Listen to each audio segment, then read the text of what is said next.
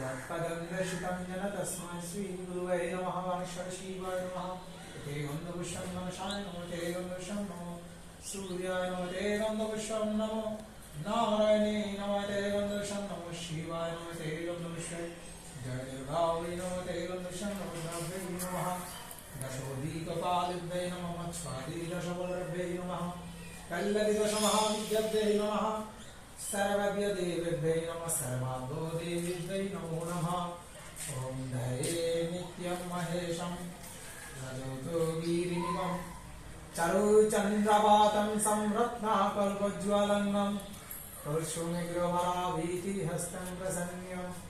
पद्माशीनं शमन्ततिस्तुतो मम वरैगणर व्यग्रकृत्यं भाषणं